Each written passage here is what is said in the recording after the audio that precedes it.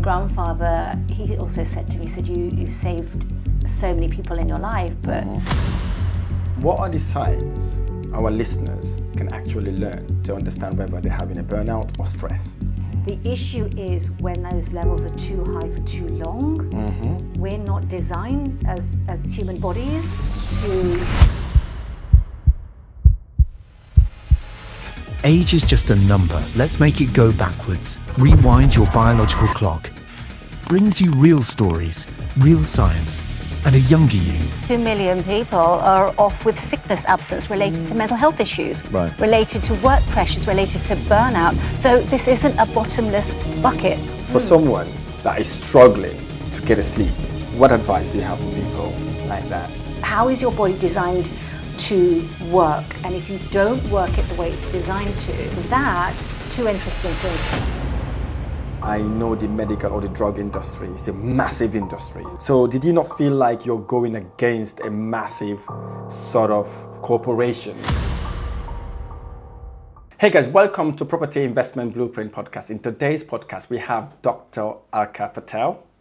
Hello, Alka, how are you? Hello, I am amazing. Thank you. Good to see you. Good to see you. Thank you so much for making the journey from London to here. I'm super excited and I really appreciate that as well. So for our listeners out there, what do they expect to learn from you in this conversation?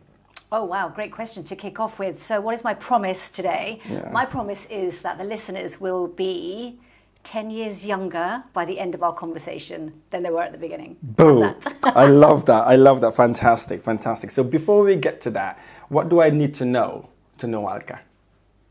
What do I need to know Alka? 3 words. Okay. Fun, focus, finesse. Wow. Could you elaborate a bit? What do you mean by that? So I'm in the health space, of course, longevity, helping people to live longer, younger, stronger. And I do believe that if you can't have fun in your life, if you can't enjoy the life that you're living, then you are shortening both the quality and the quantity of your life. So for me, fun is one of my value words. We talk about values a lot. And fun is how I love to show up. And of course, everyone's definition of fun is different. I know what fun feels like for me. Like, this is fun. Absolutely. So, and that's for me, my personal life, but also my professional life, is I want people who come towards me to recognize that health can be fun. It can feel like such a strong, heavy burden talking about health and longevity and life. And of course, that comes with the word death as well. And I want to make sure that there's a lightness and a fun element to it. Fantastic. Then we've got the finesse, which for me is all about attention to detail. Like, the detail matters. Again, when it comes to health, this is what I really focus on, making the unseen seen. Really thinking about, what do you know about yourself? What can you make visible? And focusing on that detail and giving it your absolute attention.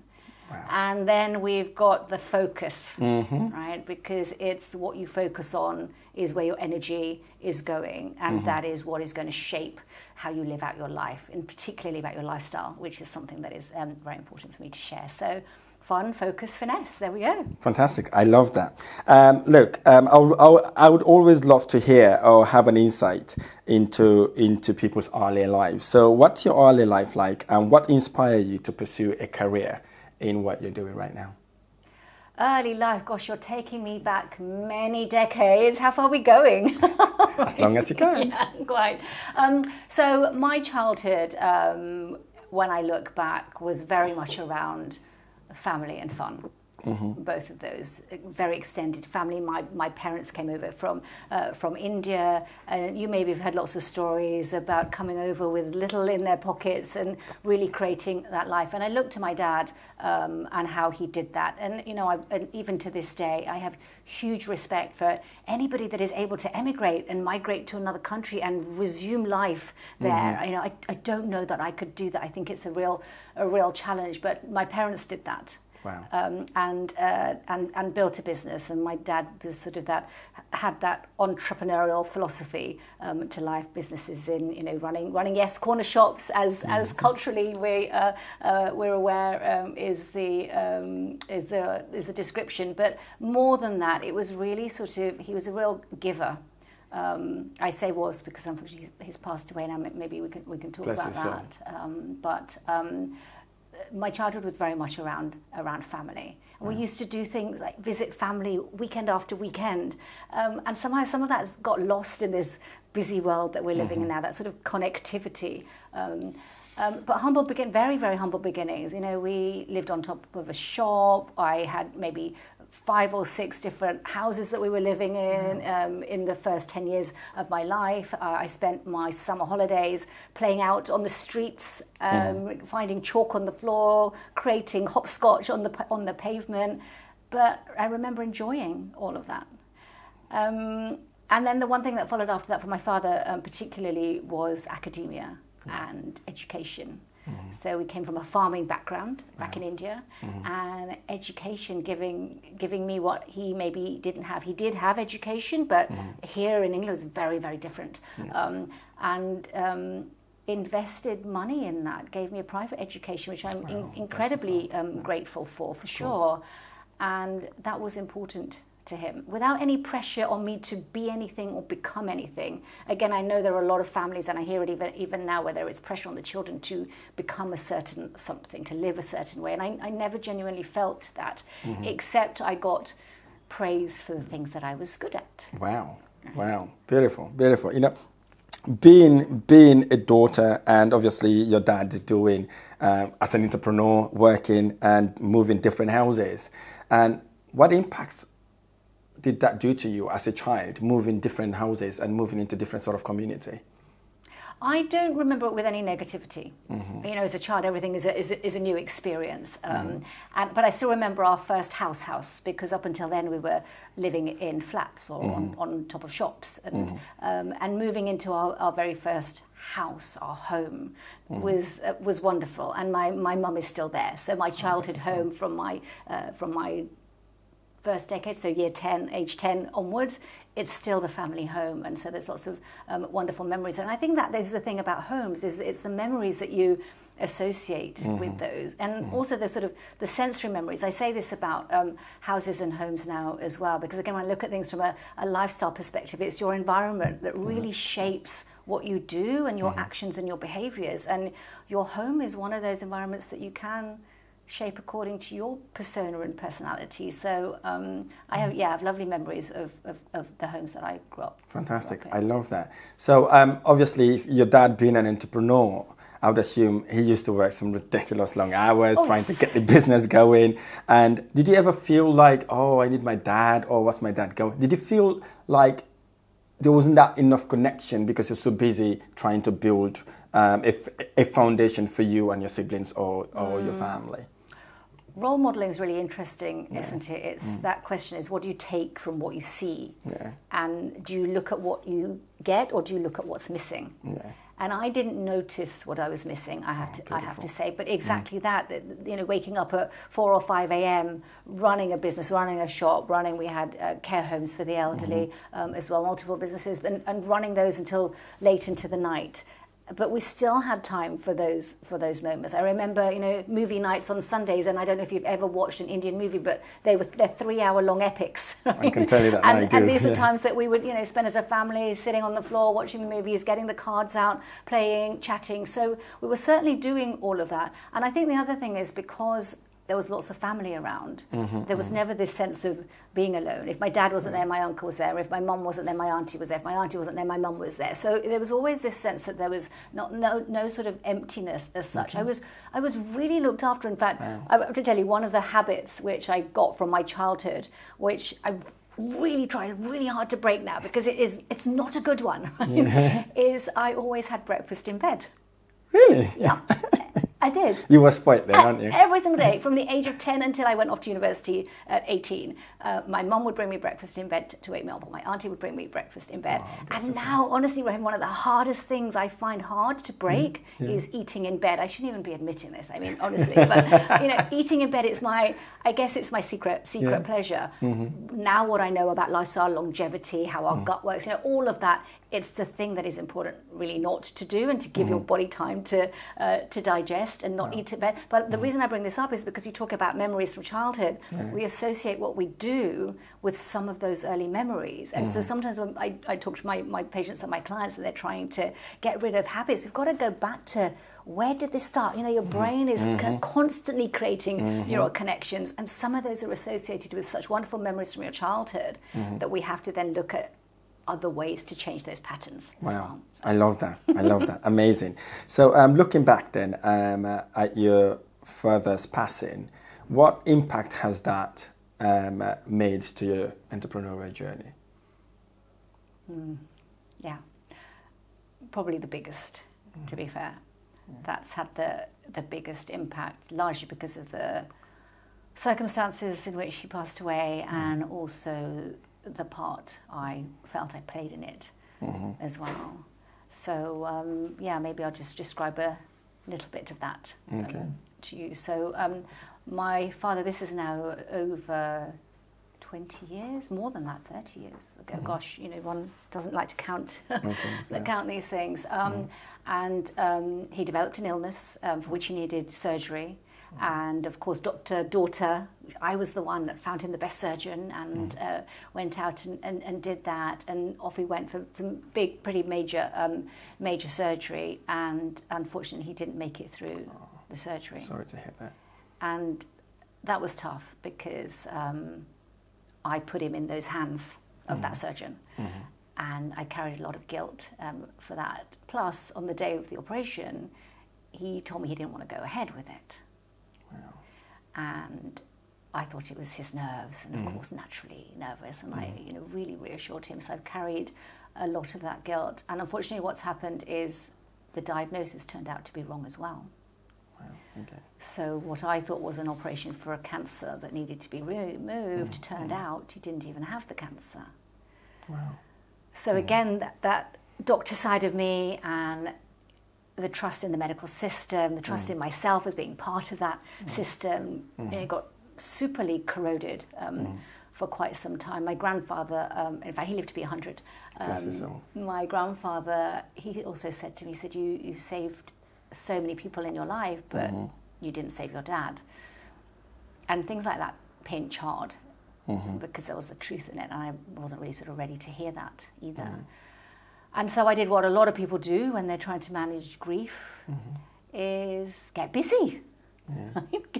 Get really busy living life as a distraction from what is innately so painful.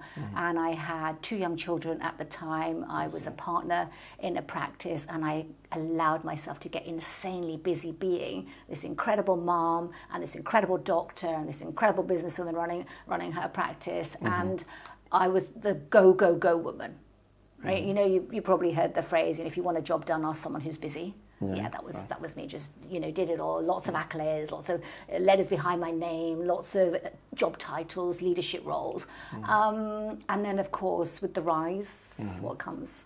Of course, the fall, and the fall hit me hard. It was burnout, and I didn't want to call it burnout because that means you're breakable and fallible, and you don't cope with life, and that wasn't the identity I wanted for myself. But I did burn out, and it was physical.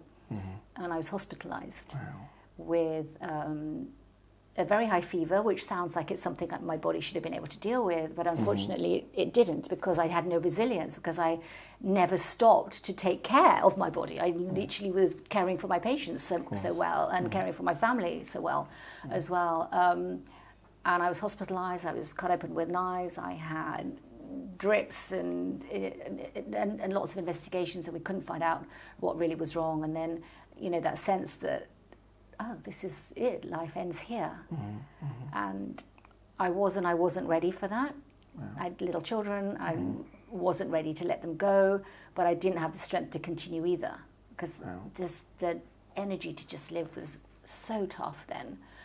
But of course, here I am. Of course, I did recover. I, came back from my organs not working to being back to life, and having that crazy near-death experience, which again, maybe people have told you about the whole, you see the light and you run towards it. And I never believed anybody when they said that to me before, except it happened to me, and now I trust that. And so having that second chance for me was really about looking at what is really important, what really does matter. And of course, it's taking care of yourself, preserving life for as long as possible, because we've all got incredible things to do in this world, especially the entrepreneurs and the business owners of the world who've got so much to share and give as well. And I had to figure out how to really take care of myself. And I know you were sort of asking earlier, how did you get to what you're doing right now? And it's that journey, because the sort of the third part of that is in trying to figure out what I needed to focus on. I went off to India. And I went off on my own. I'd never left my family behind, but I went off on my own, and I went to look after people at the end of their life, so to do some voluntary work in palliative care. And that's when I met my very first centenarian. So my grandfather wasn't 100 then, but anyone living over 100 is, of course, by definition, a centenarian. And I met a man who was 106. Wow. Yes, wow, exactly. Like, what? 106? Yeah, that was actually my reaction. And of course, I had to know from him, like, how is this even possible? And that's what I brought back, because he said, kindness was really important for him. And kindness outwardly, but more importantly, kindness to himself and his own body and how he was living his life. And so when I came back to the UK, I had to stop being the drug pusher doctor. Wow. Which is very much about how unfortunately general practice is run because of the system, and we don't have space and time to really understand somebody. So when I was a traditional GP, it was 10-minute consultations. You've got a headache, here's a pill. You've got high blood pressure, here's a pill. You've got depression, here's a pill. But of course, that's not healing in any form at all. Yeah, it's not going for the root cause, isn't it? Exactly. It's like, what are those signals? And that's why I really pivoted into focusing on what I do. I love that, and I cannot wait to kind of hear that part of what you do, because it's very inspiring. But first of all, I wanted to point out something to you. Maybe you've heard this already. I know what happened to your father, maybe daunting on you, caused so many stuff that you've done. But I would like you to, I'm 100% sure you were doing it to protect him. To make sure he's safe, kind of. You were looking after him, but obviously it happened that way. So I know guilt can go a long way, but I'd like you to think about it in a different way. Think about it as why you did that in the first place.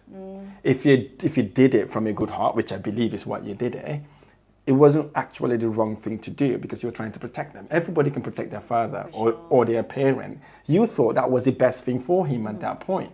So obviously it happened that way, but think about it that you were doing the best you could at the time with the resources that were available for you.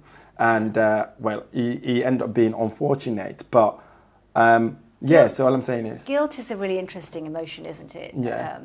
And I talk to my patients about this a lot in my practice, and it tells you just one thing, ultimately, and it tells you that you care.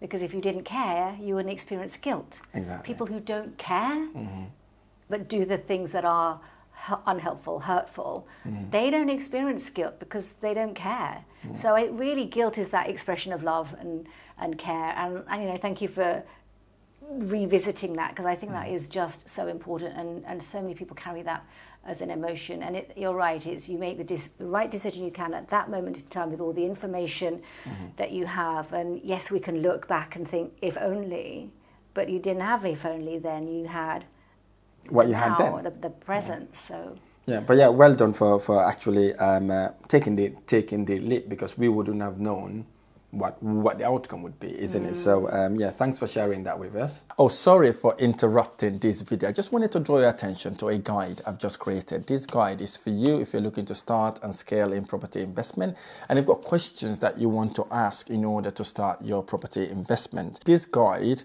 is the ultimate guide to start and scale in property investment journey. I talk about the different type of investment strategies.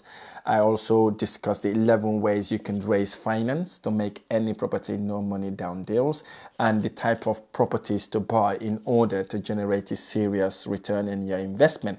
And I'm giving this book away for completely free of charge, no string attached, nothing, absolutely free. Click the link on the description of this video to get your free guide now. We've only only got a limited number of these copies available as well. So click the link to get your guide now. Let's get back to our video. So obviously you use that also as some sort of motivation to get you distracted. And I commend you for doing that, because most people will go the wrong way. You know, will look for substance and all that sort of thing to kind of get over it. But it's good you have looked at it in a positive way, and doing that also helps you impact a lot more people. So thank you for sharing that with us. So with the people that we're helping along the way, like the 160-year-old person you met in India. So what impact has that made in your life? Traveling from the UK to India to kind of say a different prospect of life? I think the word is possibility. Yeah. Because sometimes we're in our bubble and we don't know what is possible unless we explore outside of our bubble. And knowing that it was even possible to live this long centenarian life for me, again, you know, having been through medical school, of course I know, you know, you can live, but this was palpable. I was holding his hand. Have you ever held the hand of a man who's 106 years old? Honestly, Rahim, it is the most beautiful thing to be able to do. Wow. Really. Because you know that in those hands is a whole story. And how do you unlock that? And I think for me, it was a big driver to really tap into this exciting possibility that we can live with longevity.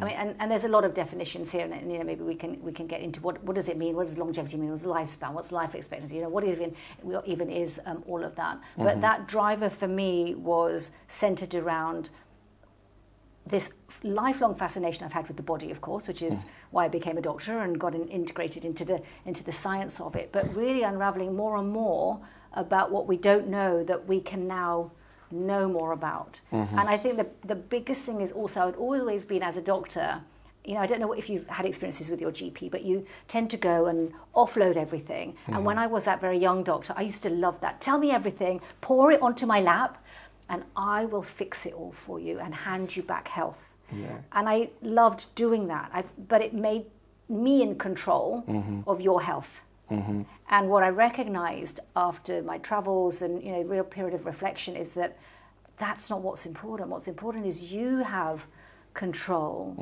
and ownership and responsibility and empowerment over your health, the CORE, so you can get to the core of your health. That's even more important for me, to hand you your health and say, right, here's how to take control of it. It's your body, it's your vessel of life. I just need to show you exactly how you can hack your own health, which is what I talk about now, and you get into your own control ship. Wow, I love that. You mentioned experiencing burnout during your medical career. How did that period influence your transition into lifestyle medicine and entrepreneurship? Burnout is a big word. I'm finding it sort of branded about quite a lot now. A bit like, oh, I'm so stressed, and oh, I feel so burnt out. But I think, you know, burnout is whilst it's not a medical diagnosis per se, it has elements to it that I think are really important for people to recognize. Most people, when they think about burnout, is the sort of mental, emotional issues. For me, my burnout was very physical, and I've seen a lot of physical burnout as well. And also the difference between what is burnout and what is stress. Because there's both words that we use a lot. So stress is too much. You know, when you feel that, just that sense of overwhelm, there's a lot going on, there's too much to do. And burnout, interestingly, is the exact opposite. It's too little, that sense of feeling underwhelmed, dissociated, not wanting to be a part, withdrawn. Okay. That can be the real differentiation between the two. And it is an important distinction to make, because people don't always recognize the impact that then burnout has on your physiology, on your biochemistry, on what your body functions are like, from things like how it's digesting, how it's sleeping, how its hormones are working. All of those are impacted by the physiology of burnout and stress, of course, both of those. Wow. So I'm going to touch on burnout a little bit now, because I'm learning from that as well now, because I was thinking the opposite. So what are the signs our listeners can actually learn to understand whether they're having a burnout or stress?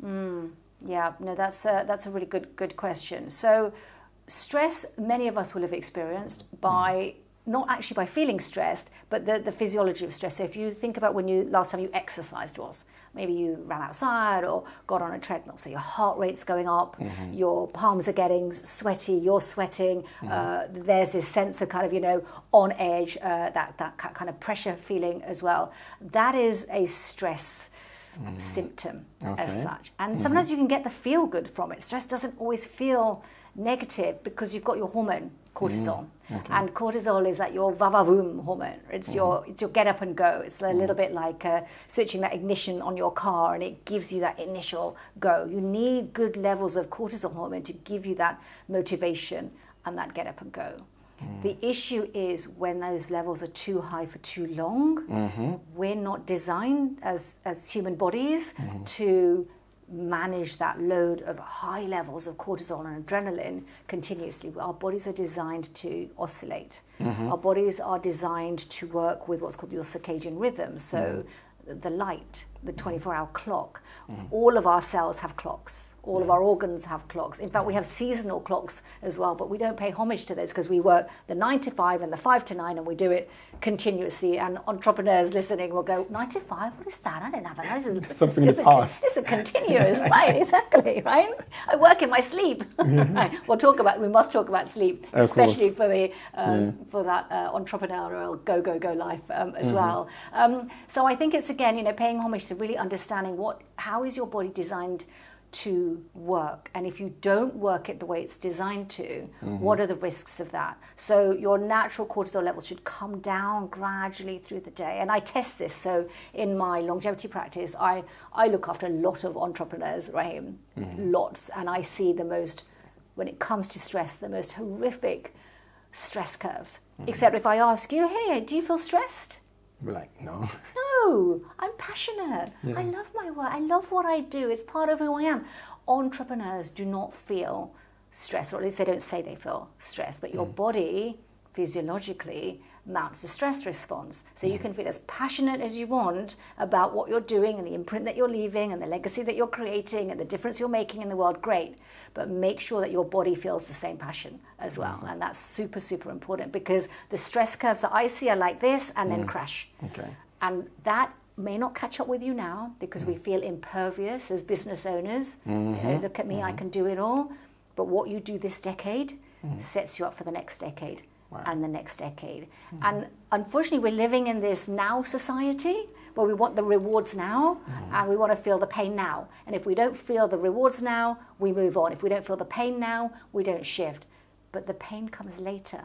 So I see things like very early cognitive decline. So when you look at your memory, what's the one thing business owners want? They want to be sharp. Absolutely. Right? You want to have that clarity, being able to make decisions like this, because you're constantly making decisions when you're at the peak of your business. Of course you are. So you've got to be at the peak of your health, your peak of the ability to make those very sharp decisions.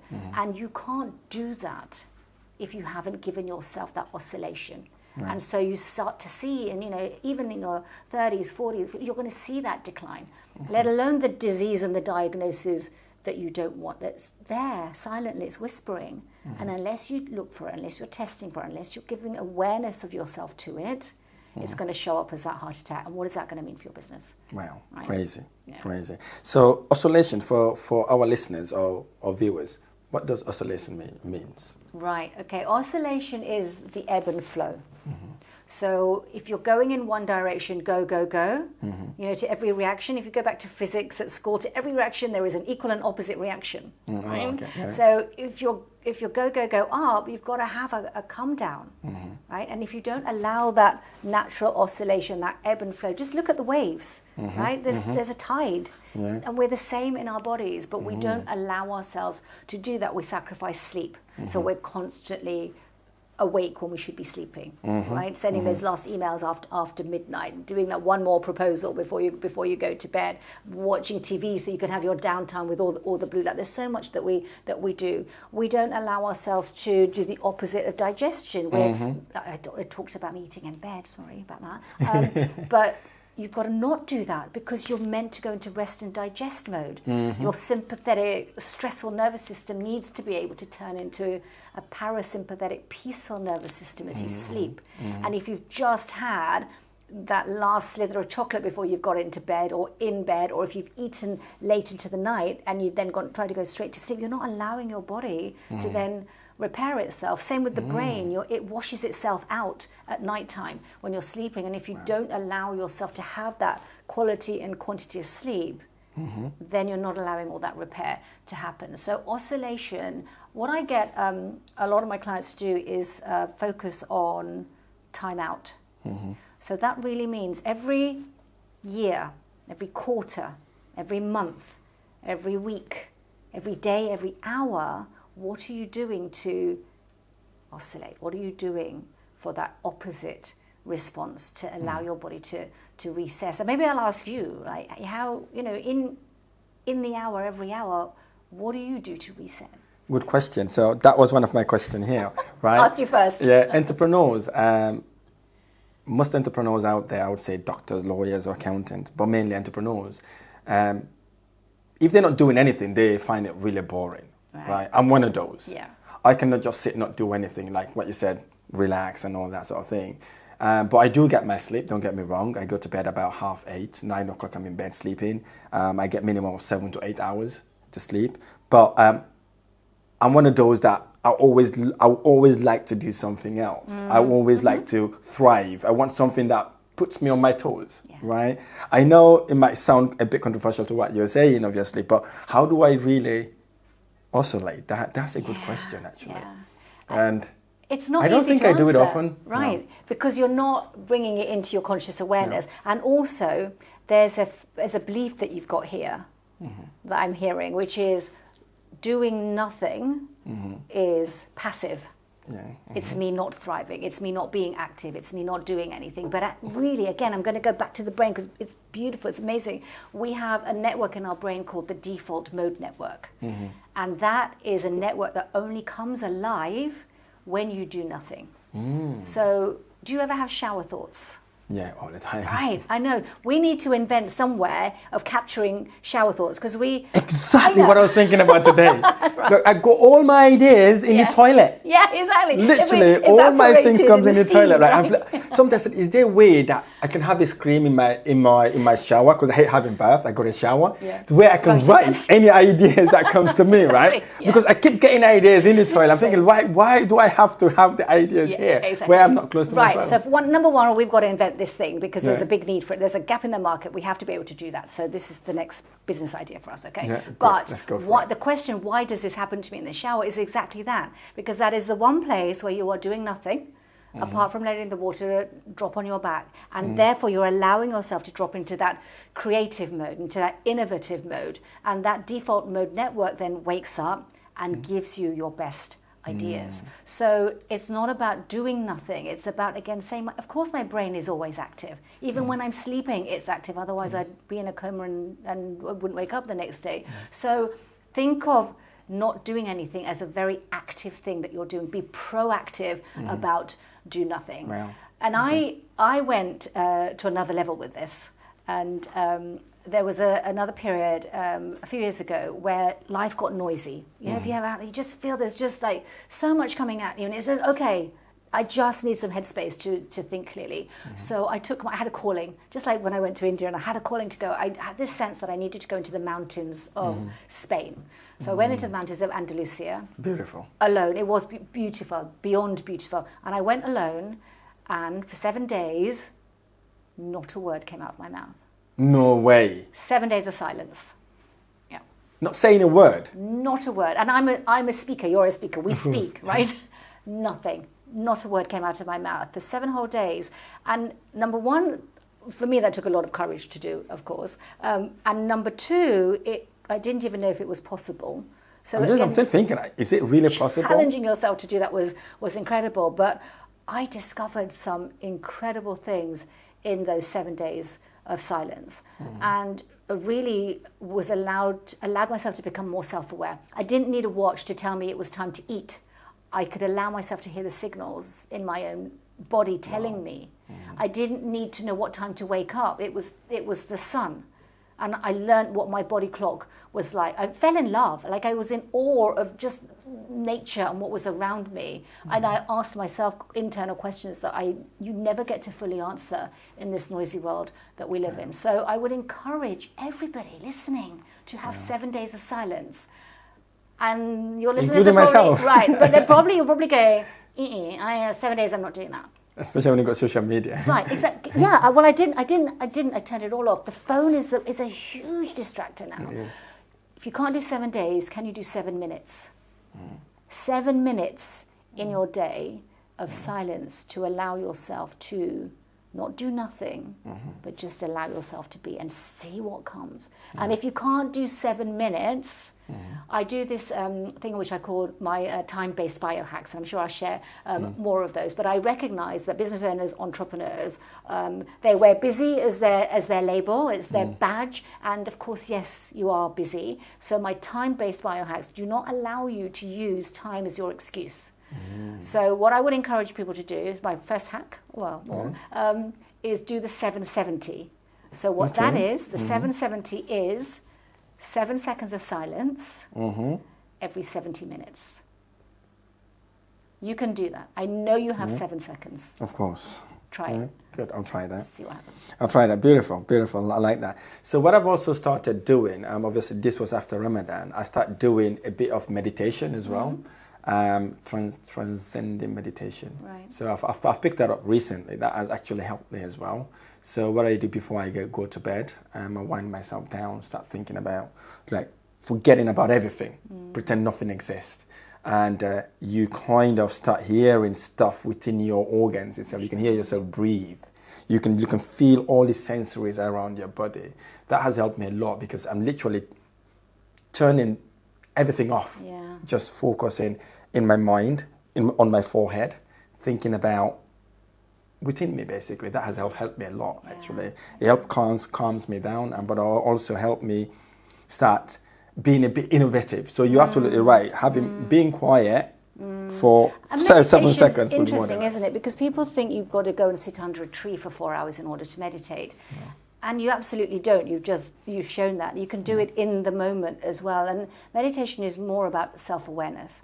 What are you more aware of? That sense of sort of mindfulness. Where is your mind at any moment? It's not about blocking out the sound and not allowing any thoughts to come in, because we have thoughts. We're never going to be able to switch those thoughts off. But it's how much attention do you pay on them as well. And that's really, really important. Very beautiful, because the way I've been trained is, because sometimes you would lose focus on what you're doing, right? You get trained to how you can bring your mind back to not thinking about anything. So you're kind of controlling it, right? And it is unbelievable. And it's very hard to express it, but it is amazing. Yeah. Absolutely amazing. So I'm going to definitely apply this 7 seconds every 7 minutes. Oh, sorry for interrupting this video. I just wanted to draw your attention to a guide I've just created. This guide is for you if you're looking to start and scale in property investment, and you've got questions that you want to ask in order to start your property investment. This guide is the ultimate guide to start and scale in property investment journey. I talk about the different type of investment strategies.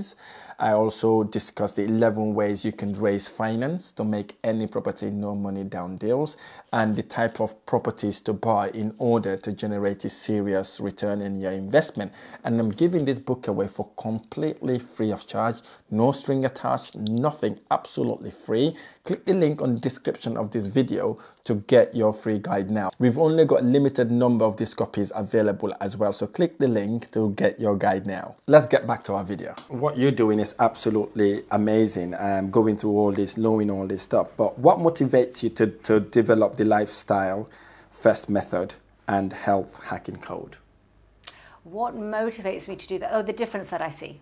It's what's really important, and I ask this question to all of my clients is, how long do you want to stay alive? Oh, me? Go I on then, want to live for like 110 years. 110 years. Yeah, okay. And where does that number come from? Where does it come from? It's just because it doesn't come from anywhere. It's just what I want, basically. I just want to see my children grow, my grandchildren, my great-grandchildren, and all that stuff, but not being a burden to them at the same time. Yeah. And that's important, isn't it? It's what drives you. What is that driver to want to live a long life? And that's the thing when you say what motivates you, is you've got to really understand, why do you want to even be on this planet? And yes, it's about purpose. And what's interesting about purpose, actually, Rahim, is there's lots of research that's been done on people who have purpose in their life. And this is a really easy hack. I said you would be younger by the time we finish this. Let's go. Is having purpose adds 7 years to your life. Wow. 7 years simply by knowing why you wake up in the morning. And it sounds as though purpose needs to be this, big thing, this big vision and this huge mission, and you've got to have a statue in the middle of Trafalgar Square to be of any value and have any real purpose in your life. But it's not that at all. Just every single morning, just that very simple question: what is the purpose of my day today? And that's something beautiful to do as well. And I'll give you my time-based biohack for that. So all you busy business owners don't have a reason to say no. So this is called the 110. So what this means, and I'll explain it, is for 1 minute every morning is to step outside into the morning light. And the reason for going outside is we were talking about oscillation and rhythms and circadian rhythms. So your body needs to understand the difference between light and dark in order for you to sleep. So I see a lot of business owners who sacrifice sleep, who don't sleep enough and don't have good quality sleep, three of those things. And we need the differential. Now, lights in an office may feel bright, but you go outside even on a cloudy day, you've got 1,000, 5,000 lux of light. Office is about 500, your homes are about 200. Beautiful sunny day is 10,000. And you go out in the morning and immediately the light hits the back of your eyes, it's in your retina, it's telling your brain, this is daytime. So then it knows in the evening, 12 to 14 hours later, to start releasing that hormone melatonin to tell yourself to start winding down and it's time for sleep. And we need that. So that's one reason to go out for just 1 minute every morning. And what are you going to do? For 10 seconds, this is the 1/10, for 10 seconds, you're simply going to answer that question. The purpose of my day today is. Wow.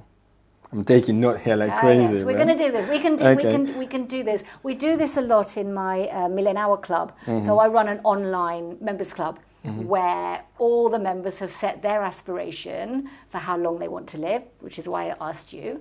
And the aspiration is 1 million. Wow. Not days, not years, hours. Okay. So 1 million hours, how long is that? How many years is that? I'm thinking. It's 114. 114 years. Okay, so I'm not far off then. Yeah, okay. Right. Okay. And setting that aspiration. Now, is it whether you get there that's the most important thing? Or is it that journey towards that that's more important? It is that journey towards that, because that's your lifestyle. That's how you're going to shape your lifestyle, which determines your lifespan, how long you live, and that's important. So we do a lot of testing in the club to really understand what your real age is, your biological age, understand how you're making energy, because that's so important. But importantly, again, these sorts of biohacks that I'm sharing with you, I share them in the club constantly to really make sure that we stay doing the things we know we can do, want to do, need to do, should do, will do. And that can help you then to live that long life. Fantastic. I love that. I love that. Taking back to the sleep. For someone who is listening or watching this program right now that is struggling to get a sleep, so what advice do you have for people like that to get them back to sleeping? Yeah, number one is make it your priority. Okay. Don't accept that was just a bad night's sleep. Don't use sentences like, I'm a bad sleeper. Oh, I've never slept well. Oh, I can push through my day. If you find yourself saying these things, they're your trigger to say, no. I am the sort of person who sleeps beautifully. I have good quality sleep, I have good quantity sleep, and I wake up refreshed and ready for my day. Though that's what you want to be saying. So if that's not you, prioritize sleep. And I mean it really. People come to see me all the time and say, Alka, I need help with my sleep. I can 100% sort out your sleep, but you have to 100% commit to prioritizing it. And a lot of the time, especially business owners, I do not believe you. If you, Rahim, came to see me and said, listen, I need help with my sleep, I'm like, no. You want to be waking, you want to be running your business, you want to be, you want to be doing what you need to be doing because you're passionate about your work. But unless you come to me and say, I'm super committed, this is important to me, nothing will change. So that's the first thing, just to make sure that that commitment is there. Number two is, so you mentioned the health hacking code earlier, so I should just explain this. So this is about, again, recognizing this incredible time that we are living right now, this wonderful 21st century where we've got access to so much information now that's about how we're made and how we function. So using data through testing, using data through tracking, using devices, like I'll show you a few, that are health tech devices that can help you understand your body, understand the signals it's sending, and using all that data and those devices to make decisions with absolute precision, because we don't need to guess. We are busy, so guessing and spending your precious commodity of time doing the wrong thing that is not helping you is not something that you even need to be doing now. Wow. So the next thing when it comes to sleep is, I would love to put a ring on your finger, not to say marry me, but really to say, look at me. Look at your sleep data. So this is a ring that I wear that is constantly capturing my data. Wow. About how I sleep, the quality, the depth, how many times I moved, how well I oxygenated in the night. So I see this a lot. Actually, I had a friend who went out, bought the ring by himself, got on the app, looked at it a few times. The problem with data as well, of course, is that you've got to know what to do with it. Right? You've probably got so much data in your business that you are looking at. Are you the expert at interpreting it? All of that data. And it's the same with health data. Have an expert by your side who can really support you to understand it. So he had gone out, bought himself a ring, got the data, and then happened to show me one evening when we were out. And I was horrified. His oxygen levels, Rahim, were dropping to less than 93% at night. Wow. Now, to you, that may mean nothing. To me, as the doctor, my alarm bells were going on. I was like blue lighting, calling the ambulance, because low oxygen levels at night, that's hypoxia. And ultimately, you're not oxygenating your brain. Now, he didn't know that. All he thought about himself was, I'm just not a morning person. Oh, no. So again, if that's your sentence, I'm not a morning person. Oh, I'm just tired in the mornings. I'm all right when I get going. We're not designed to be tired. We are not meant to wake up feeling tired. We're not meant to be not morning persons or night persons. We are meant to be able to function with energy throughout the day. So if you're waking up tired, could it be because your oxygen levels are low? And there's a condition called sleep apnea. I don't know if you've come across that, but again, related to sleep. When you look at why you're not sleeping, the data will give you the answers. If your oxygen levels are low, it could be because you're not breathing in the night. So I'll show you this actually. This is a device that I carry, my lovely doctor's bag here. And this I use to test in your home to check whether you've got this thing called sleep apnea. So what that is when you go to sleep, you stop breathing periodically, and because you're not breathing periodically, your brain isn't getting oxygen, you're waking up tired the next day. But more importantly, longer term, it starts having effects on your blood pressure, your risk of having a heart attack goes up as well. And so it's important, and the signal to look out for is snoring. So if you're a snorer, or if somebody next to you is a snorer, and they are tired in the day, or if you're driving and you get a bit drowsy, or anything like that, please pay attention to what is going on. Now, this little device, this lovely little contraption, I sent to your home. And we do this actually in my 10 Years Younger program for a lot of people who've got signals related to sleep. So you put the watch on at night, and it's looking at things like your pulse rate and the electrical activity. This little thing just goes on your chest to check your movement, and this is measuring your oxygen levels at night. So it's an easy to wear little device, and you just go to sleep. So you go to sleep like that? You just sleep with it on, yeah. Okay. You sleep with it, and you can sleep normally, in your normal positions, all of that. What this does is it will give you within 24 hours. I can 100% know whether you have sleep apnea, whether you're not oxygenating well at night. Now, normally you used to have to go into hospitals, have these sleep studies, put on big masks, sleep in labs, and it was a big kerfuffle, let alone the long waiting times to do that. But with a device like this, I send it to your home. You put it on, and within 24, 48 hours, we've got a diagnosis. You're not then at risk. We know what we're dealing with. Either you have sleep apnea or you don't. and then you can really understand what you need to do next, rather than guessing and putting nasal strips on, or thinking I'm not sleeping because I need to stop watching TV at night, or thinking I'm not sleeping because I'm eating too late at night, or it's just the way that I'm made, I'm a morning lark, I'm a night owl. No, you take the guesswork completely out by using data and devices to make decisions, which I love doing. That's that absolute central code of practice that I live by now. Wow. Wow. This literally is blowing my mind. And thank you for sharing that. I'm definitely going to go look into your programs. That's very interesting. Oh, sorry for interrupting this video. I just wanted to draw your attention to a guide I've just created. This guide is for you if you're looking to start and scale in property investment, and you've got questions that you want to ask in order to start your property investment. This guide is the ultimate guide to start and scale in property investment journey. I talk about the different type of investment strategies. I also discuss the 11 ways you can raise finance to make any property no money down deals, and the type of properties to buy in order to generate a serious return in your investment. And I'm giving this book away for completely free of charge, no string attached, nothing, absolutely free. Click the link on the description of this video to get your free guide now. We've only got a limited number of these copies available as well, so click the link to get your guide now. Let's get back to our video. So I've done a bit of research when it just popped in the office about how you've been able to successfully reverse your biological age by 30 years. Can you walk us through the key factors that contribute to this transformation? This is a shocking thing to me, actually. I just noticed it. Literally. Oh, the things you don't know. 30 years. Yeah. So maybe a bit of explanation here is what does that even mean? So do you know how old you are? First question. Well, yes. Yeah, right. Yeah, most people know how many candles they're going to blow out on their birthday cake this year. So that's your chronological age, the passport age, your birth certificate age, the number of times the Earth has gone around the sun. That's chronology. We can't change that. That's time, right? That's not in our gift yet. Of course, we've got the whole quantum world to think about. But apart from that, time goes in that one direction, right? But there's your biological age, which is the age of your cells. It's your internal age. And that, two interesting things. Number one, we can measure it now. And we couldn't, 40, 50 years ago, we couldn't accurately measure it. We can measure it now. And number two, guess what? It can go down as well as go up. It can go in both directions. And that's determined by your lifestyle. So I test biological age.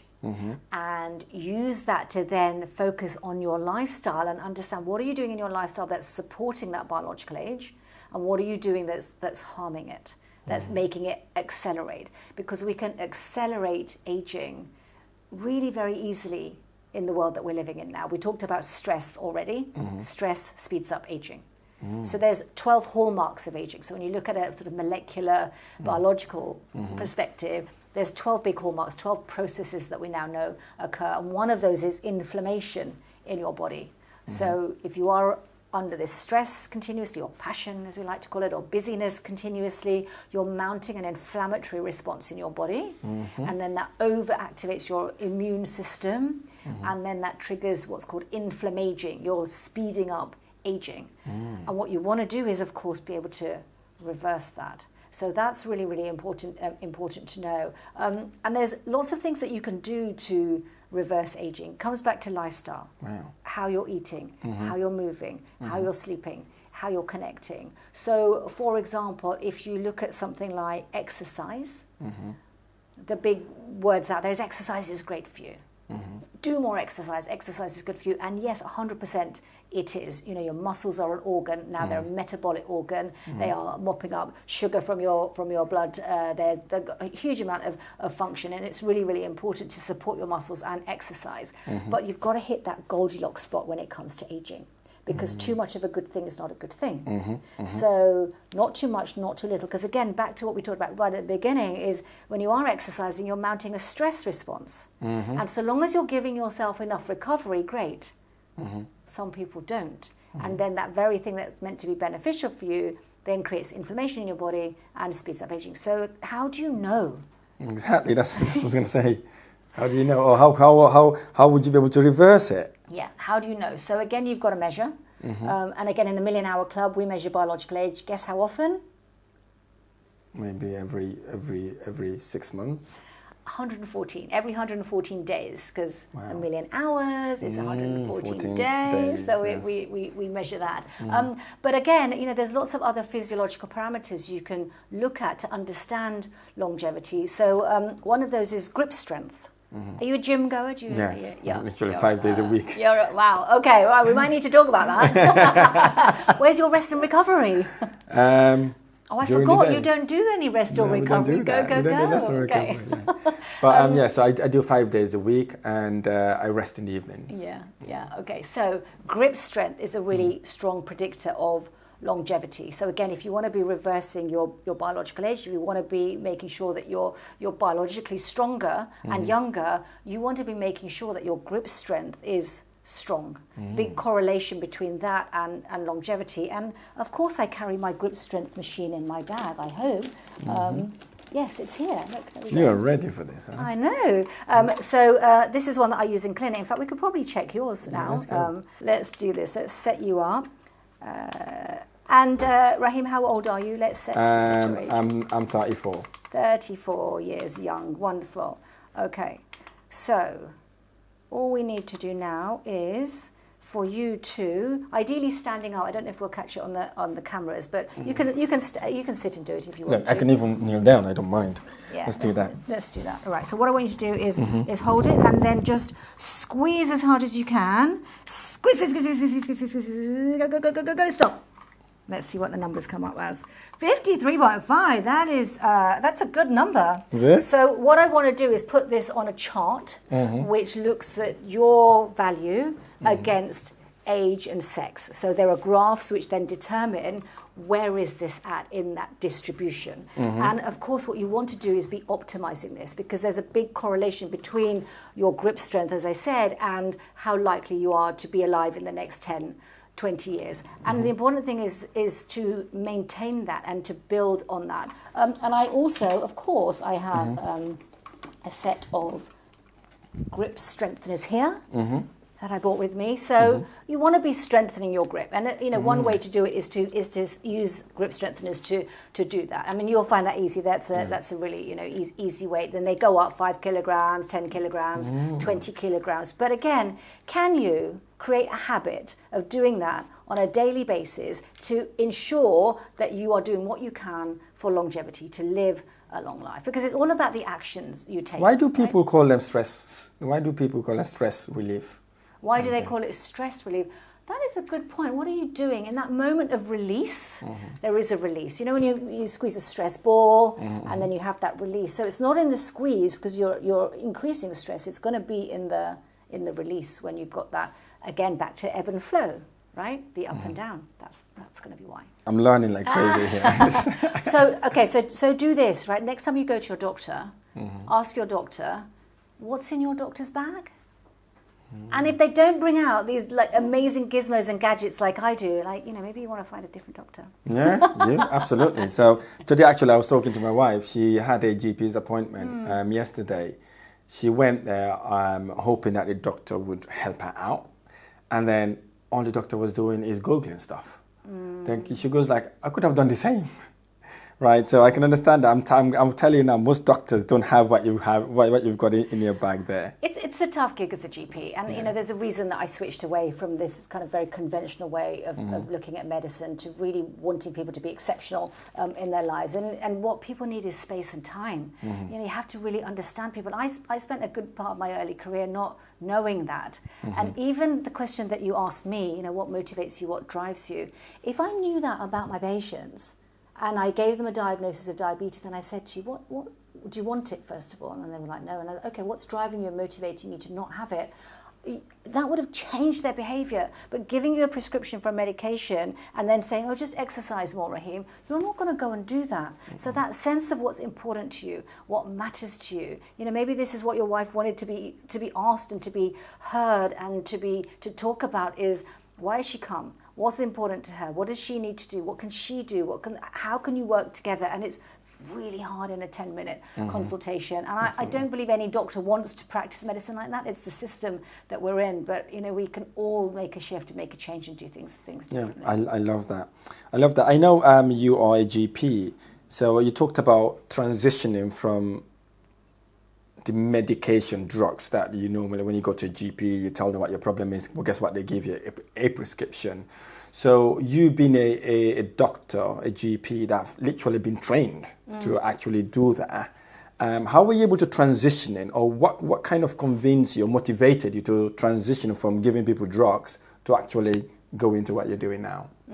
So accumulation of things. Of course, some of what I've already shared in terms of that journey with my father, my own burnout, meeting Motu, the 106-year-old man that I talked to you about. But I also remember another patient encounter. Actually, it was a CEO who came to see me in my GP surgery a couple of years ago, and he normally used to come in with his suit and boots and his briefcase, typical image. But on this particular in time, he came in wearing a hoodie and holding a McDonald's milkshake in his hand, and he put the McDonald's milkshake on my desk, and he pushed over a packet of pills, and he said, "My friend takes these, can I have them?" And they were antidepressants. And I gave him his antidepressants, and off he went. And he left behind his McDonald's milkshake on my desk.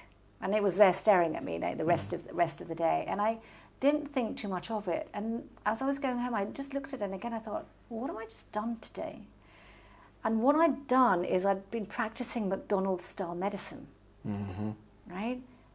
Drive-through style, one in, one out, in you go, out you go, in you go, out you go. And I thought, that is not why I went to medical school. What have you become?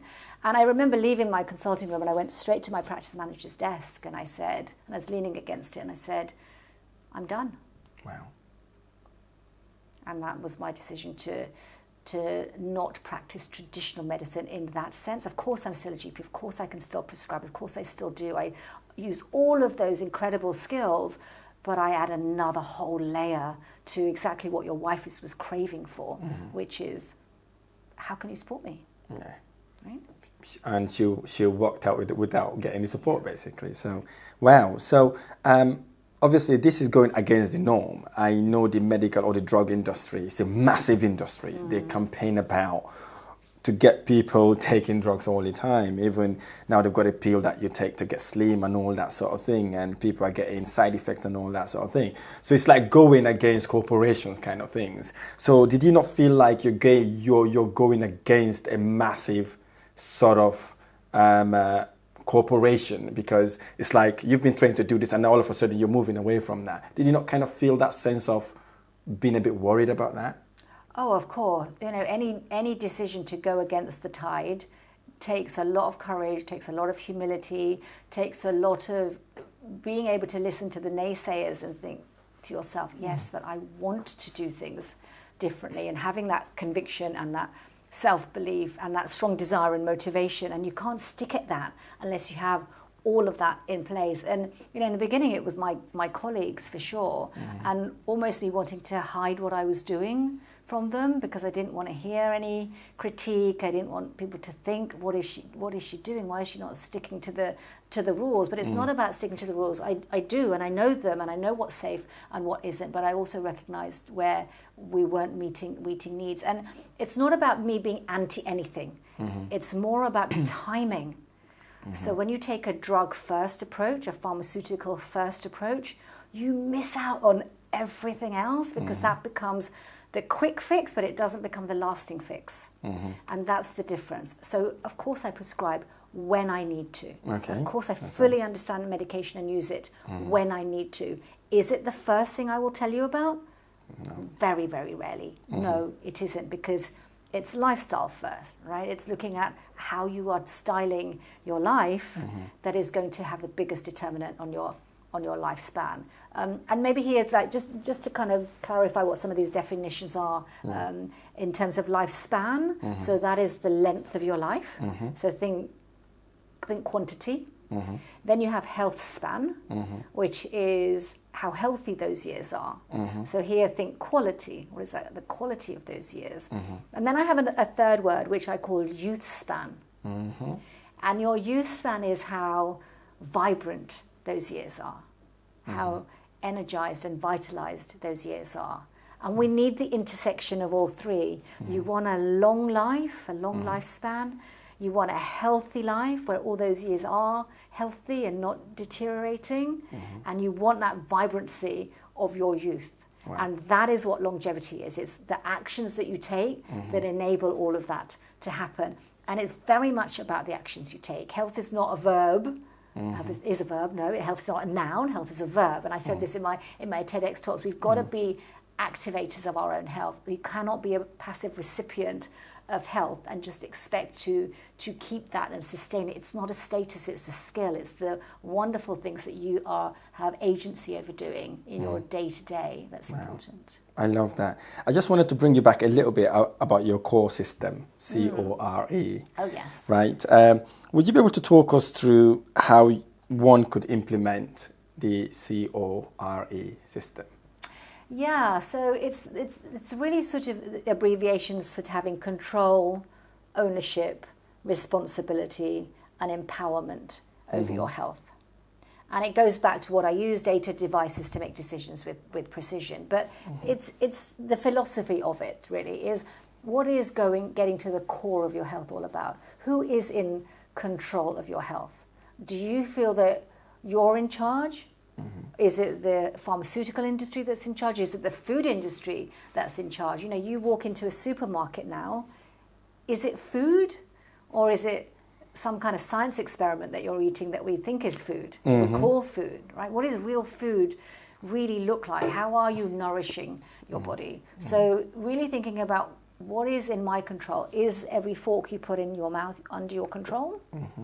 It can be. If you want it to be. So that's the control element, is make the decisions you can for yourself. Okay. And allow yourself to question the why, the what, the how. Like I said, you know, you get a diagnosis and somebody says, hey, Rahim, you've developed diabetes, you've developed high blood pressure, here's your medication. Well, hang on a minute, why?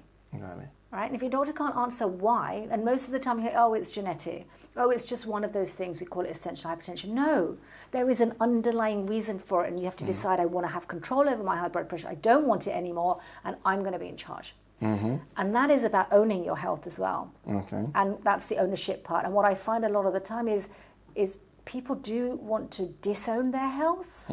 Remember I said in the beginning of my early career, people would hand me the health, put it on my lap, I'd give them back a fix. That's handing over your health to somebody else. But that's your life. And I learned this the hard way because I handed over my father's health to somebody else. Right? So have ownership over it. And then you've got the empowerment piece. What do you really know about what health is, what it looks like for you? What do you want to know about yourself? Because it's only through the knowledge that you can then have empowerment over what you do with that information. But if you haven't got the information, if you don't know your biological age, if you don't know what your levels of your vitamins, your B vitamins, your magnesium that your body needs to make energy are, if you don't know how deep you're sleeping, what if you don't have all this information? How much empowerment are you going to have? So be curious. Go and have the right tests at the right time that give you all of that data and information. And then, of course, we've got that. We've got responsibility. Sorry, before that, and then empowerment. But the responsibility is who is responsible. When things go wrong, we want to blame other people. But how much can you take on responsibility for again being in charge of what you do when it comes to your lifestyle? So, I really want people to think if you can get to the core of your health, you have agency over it. Okay, fantastic. So that then also comes to with mostly, as you said, lifestyle. So for individuals looking to start their own health-focused business or practice, what foundation step would you recommend? For someone who wants a lifestyle, a health-focused business, wow, so that's an interesting question. You have to really find out what lights you up. Health is a huge umbrella term. Like, what are we talking about here, right? But you have to find out what is it that lights you up when you talk about health. What do you feel that you want to know more about and share more about, because again, that passion is what is going to drive you. So first of all, think about that. What is that message that you really want to get out into the world? And I did this as well after my father passed away some years later. I knew that I had to get my message of health out into the world. So I just said to myself, I'm doing a TEDx talk. What bigger stage is there than that? Nothing else. Telling you now. And I just said, I'm doing it. And within 28 days, my TEDx talk was out in the world. And that's because, again, I had this strong sense of my health message and what is important about that I believe people will hugely benefit from. So I think, if you're thinking about where do I start on this health journey, number one is know that. But number two, for me, I went through my own journey. I went through, I called it the Lifestyle 365, 365 days where I started to prioritize my own lifestyle. Wow. Every single day. And I needed some accountability for this. And I came to social media late. I didn't even know what Instagram was until 5-6 years ago, right? But I tracked every single day one thing that I was doing that was going to be focused directly on my lifestyle. Wow. And I logged that, and I held myself accountable to that. And you've got to go on your own journey to understand, again, your own lifestyle and how you're living it before you can even possibly share that with anybody as well. Right, fantastic. I think you have shared most of these things anyway. So if my audience or our listeners walked into your GP surgery and said, look, Alka, I would like to live another, say, 40 years, what advice would you tell them? What is the first thing they need to do to get them to that destination? Yeah. So my clinic is set up as a longevity clinic because I'm focusing on exactly that long life. And I remember I was at this decision-making space as well. It's like, where do I start? When I was trying to recover from my illness, my mum would say, eat more, darling, you've got to get your strength. And my husband was saying, go to sleep, you really need some rest. And my friends would come and socialize with us. We've just got to get you back out into the world. And I didn't know where to start. Where do you actually start? And that's the important point, is know your starting point. So interestingly, I've created a decision-making tool for this exact reason, because I get asked this question all the time. I was asking myself this question, and it's called the LQ. So you know how you know your IQ, how intelligently you think, and your EQ, how intelligent your emotional approach is. Well, your LQ is how intelligently you approach your lifestyle. And so it goes through all the areas in your lifestyle, LIFESTYLE, and gives you that priority area. Just a very simple series of questions which identify where to start. So start with the big rock. If it's showing that you're scoring lowest in sleep, start there. Because what I found is most people want to add finesse first. So they're super into their fitness, for example, go to the gym 5 times a day, and what they want to focus on is, how much do I increase my weight by? How can I increase my muscle mass by an extra 0.1? How much protein do I actually need to get? Is it 1.6 grams per kilogram, or is it 2.8 grams? But what is it? So you get into over-focusing on the thing you're already good at. But what you don't do is do the thing that needs your attention. Sleep is calling out for your attention. You're busy focusing on exercise. No, focus on the big rock, because everything in the body works in synergy. You can't optimize one thing and ignore another. You want everything to start working together. Nothing in your body works alone, hurts alone, or heals alone. Wow, beautiful. I love that. So definitely I'm going to implement that, and to see how that could transform me. Maybe I can add another 40 years. Yeah, right? for sure. It's on my website, the LQ test. If you go on there, you'll be able to grab it and know where to start. Yeah, I'm going to drag you back then to entrepreneurship here a bit. How can new entrepreneurs balance the demand of building a business whilst maintaining their personal health and well-being? Oh, very simple. Your health is your business. Wow. Okay. Full stop. Because think about it this way, Rahim, you are the absolute epicenter of your business. True. You are the core of your own business. So if you're not really functioning at your most optimal, how do you expect your business to do the same? You're the decision maker, you're the thinker, you're the creator, you're the delegator, you're the doer. All of that requires you to optimize your health. Health is wealth. We've heard it so many times, but I've seen it as well, more than that, because I'm measuring health all the time, and I've seen the entrepreneurs that I look after really elevate their wealth status. We chase wealth, But when you have that, what is the one thing that you really crave? The health to be able to utilize it. Absolutely. Right? Absolutely. And again, back to what you do now is going to set you up for when you are able to utilize that wealth in the way that you want to. Brilliant. I love that answer. What is the most common misconception do people have about longevity and health optimization, and how can they address that? The most common misconception about longevity and health optimization is that, well, two things. I know I've shown, a number of health tech devices, for example, is that it's too far. It's going too far, because people often see some of the extreme practices that can feel extreme. But again, we are within our grasp. Things like, for example, plasma exchange, where you can exchange your plasma, which is a part of your blood, and have it taken out of your body, cleaned up, and put back in again. And that may seem like an extreme practice. And so people feel that longevity and health optimization and biohack in particular are just too extreme. They're not for the common man, the today's man. It's not for me. It costs too much is a common misconception that I come across. Yes, 100% invest in your health to build your wealth. It needs you to invest. It needs you to invest money, time, and energy. But do that, and there is so much that is freely available to you. The 1 minute of going outside. We haven't even talked about breath.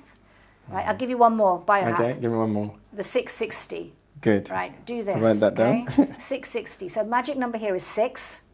So if you can slow your breathing rate down to 6 or less breaths a minute, then you activate your parasympathetic nervous system. So when you're saying, but I don't oscillate, I'm just go, go, go.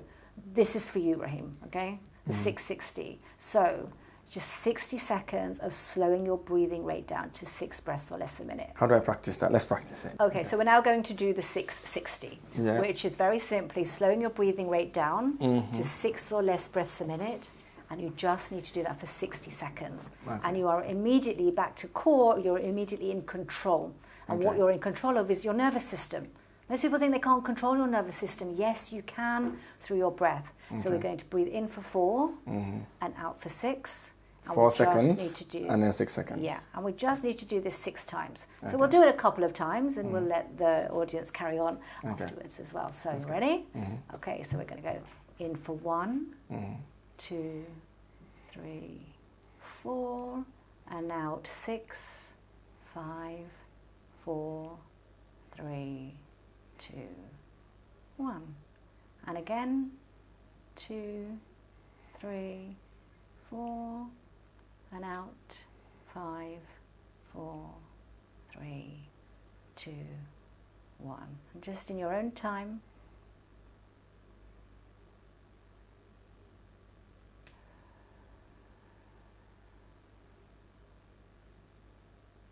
Wow. That was just 30 seconds. Now imagine doing that a little bit longer. And you do feel, tell me how you feel. You feel like you've got more energy, kind of. It makes you feel like really, really, really, really good. And it really energizes you. There is this calm control, isn't there? There is. And I'm genuinely feeling this, and I know we only did it for 30 seconds, but you are in control. There's a calmness, and energy isn't always go. There is energy in the silence. There is energy in the calm as well, and you're shifting neurology. Like, how incredible is that? Is beautiful. That is beautiful. I'll start doing that often, and so do it. I'll give you another. Cautiously, I've got to give you one more hack, right? Give me one more. Give me one more. This is when I will. So the biggest when I will. I will. Because I find that people say, I'm going to do this, and then they don't. And so if you really want to create a habit, hook it onto something you're already doing. Right? So when I turn on my laptop every morning, I will take 6 slow breaths. So you're hooking this new thing you want to do, the 660, onto the thing you're already doing. Every morning you're turning your laptop on. There's always a time that you're doing that. Yeah. So think about other things that you're doing. When I brush my teeth every morning, I will do 10 squats. And so you don't even have to think about the 10 squats because you're already brushing your teeth, and then there's the trigger to do the 10 squats. Wow. So again, I'd encourage people listening to just think about what are the things you're routinely doing in your day that you don't even necessarily notice you're doing. Hook the new habit on top of it. And then you can incorporate that. Yeah. That is beautiful. That is beautiful. So looking ahead, what is your vision for the future of healthcare and personal well-being? Healthcare needs to become healthcare. Right now we've got sick care. We don't really have healthcare. And what I want people to think about is what I call strategic self-care. Take care of yourself. Don't wait for someone else to come and do it, but always have a strategy around how you're going to do that. No more guesswork. Take control. That's what I see as being the future, is proactive health, not reactive health. Don't wait. Don't be the ostrich who's burying their head in the sand. Don't be the roadrunner who's too busy. Don't turn up sick as a parrot to your doctor's surgery. Be the eagle who has got their eyes on themselves, because you are soaring high in your businesses. You want to make sure that that soaring success is met with health as well, to keep your eyes on you. Actually, that is a good point, because I'm not sure if there's a research about this. Males are more reluctant looking after their health, or basically going to GPs, people like yourself, than the women. Statistically, that's what I've heard. I'm not sure how correct that is. So what would advice be to the entrepreneur, the male entrepreneurs that kind of forget about their wellness, forget about their well-being? They're just busy digging and looking for opportunities. Yeah. So what I found with my male clients, and particularly the ones who do my 10 years younger in 10 weeks program, is that they are often driven by data. So you love the numbers, you want the data, follow the data. You're doing it already in your business, so just think of this as an extension of what you're doing for your business. But you're not just doing KPIs, key performance indicators for your business, you're looking at your KPPIs, your key personal performance indicators. You are your own dashboard. So just think that this is an extension of your business and you're following your own numbers. That's really key. Number 2 is allow yourself to understand who is affected by me. Who is affected? The business, your team, your colleagues, your family, those who love you, your children. What would it mean if that sickness really took a grip? Right? Find that inner driver in you to prioritize your health. And that is the third thing, is your business plan. Where is health on it? Put it at the top of your business plan. Make it the centerpiece of your business plan. Wow. And then it becomes incorporated into what you do. And also, for most business owners, entrepreneurs, are you a role model for someone else? Right? Because if you're doing something, if Rahim is going to the gym regularly, if they see Rahim doing his grip strength training, you're going to motivate your team to do that. And also then it's not just your performance you're affecting the people around you who are very involved in your business, and you will see that difference in your business growth. Fantastic. Okay, so I love that. I'll definitely implement that. So what legacy do you hope to leave for future generation in the realms of health, medicine and entrepreneurship? I think we've covered a lot of this already, which is really around control of your health, being proactive about your health, prioritizing your health. But more importantly than that is recognizing that we all just have one single responsibility that unites all of us. And that is that responsibility to take utmost care of this incredible, beautiful vessel that we have, our bodies and our brains. And that's what I want people to do. Fantastic. What message do you like to share with our listeners who are striving to lead healthier, more purposeful life? Just one thing. Test, don't guess. Wow. That's it. Test, don't guess. Test, don't guess. Fantastic. Quick fire round question. This is going to be quick, short and snappy. Okay, we're getting there. So the best advice you remember receiving? Variety. Variety is the spice of life. Your biggest regret? I don't, Rahim. Okay. I don't want to live a regretful life. Of course, yes. Is there something you believe that lots of people disagree with? Things that I keep thinking about health, but I think it's deeper than that. Meaning of life? I don't know. Yeah, whatever. Purpose. What is happiness? What is happiness? Well, it's to live a fulfilled life, right? Is it? Yeah, that you define to be as a fulfilled yeah. life, probably. Yeah. And then that leads to the definition of success. People disagree on what success is. Yeah, okay. I hear you. What is the best book you've ever read or listened to? It's not the best book, but it did change me. It's a book which is called How Not to Die. And the reason it changed me is I read it on a plane. In fact, I read it on the plane on the way to India. And I got on the plane, a carnivore, eating everything, read the book, I got off the plane, vegetarian. Really? Yes. Wow. And I didn't say I'm never eating meat again, but I just said, you know what, right now I just know too much now. I'm not going to, but if I want it, I will. And I'm now, how many years later, I haven't. Wow. Bless How yourself Not for to doing Die. that. Wow, How Not to Die. I'll definitely look into that book. Is there something you used to strongly believe and you recently changed your mind on? I will say is, what is the point of having a mind if you can't change it? And I think that's really important, is to allow your mind to be changed. We have too many things that we believe in, and we don't allow ourselves to change our minds with new information. There's always new information coming at us. So I can't think of anything specific, but as a philosophy, I am always happy to have my mind changed. Okay, I love that. Is there something in the world that you fundamentally think is wrong and you would like to change? Of course, look, we've got, levels of poverty and homelessness and sadness and anger that drives what goes on in the world. And it's not like peace to everybody. It's not that at all. I think reframing back to what is happiness and what really brings people joy and what is connectivity really like is important. We're living in a very connected world digitally, and yet these are some of the loneliest times for us. So what are we really doing to be kind to each other is something that, if that was at the forefront of our mind, if every day we were forced to answer the question, how have I been kind today, we would be living in a very different world. Wow, I love that. I really do love that. This podcast is called Blueprint of Success. What does Blueprint of Success means to you? Blueprint of Success to me means living with intention.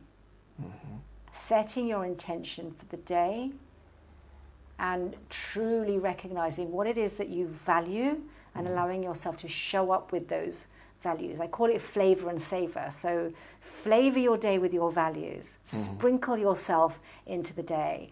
I am happy, I am courageous, I am kind, I am loving, I am calm. And then at the end of that day, savor that. Where was I kind? Where was I loving? Where was I calm? And if you do that, if you sprinkle your day with your values, that is what makes a successful day. Fantastic. I love that. Final one. If there is only one person you'd love us to interview, who that person would be and why? My mum. Your mom? Get my mum on Okay. here. She is, the things that she does in terms of how she lives her life, her lifestyle, the habits that she has in place, how the love that she shares, the joy that she has, how she is with my children, how much they love her as a grandma, how kind she is to her neighbours. One thing my daughter said just last week, she said, "Mum, when I'm in my 70s, I want to be just like Bibi." They call her Bibi. And that just one of the most beautiful things to hear about my mum from my daughter. Beautiful. Beautiful. I love that. What an amazing way to end. Look, it has been a great moment. I've learned a lot. Absolutely amazing. If someone is interested in your services, how would they contact you? And where should we follow you? And where are you hanging out in social media? Yeah, for sure. So social media, that's easy. Dr. Alka Patel UK. So Instagram, LinkedIn, they're probably my best channels.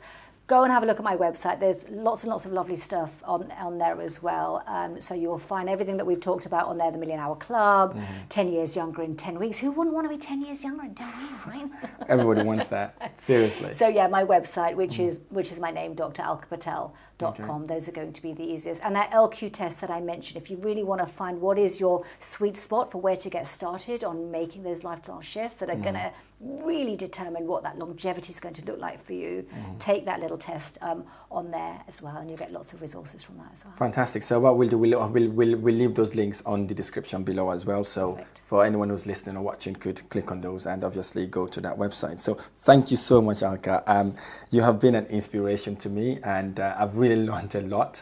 here, getting me to practice stuff, getting me to kind of try and do stuff is absolutely amazing. So thank you for bringing a different way of thinking about health and lifestyle. And we wish to have lots of you in planet Earth so that people will live longer, better and healthier lifestyle. So thank you so much for being in Blueprint of Success. Thank you. Thank you.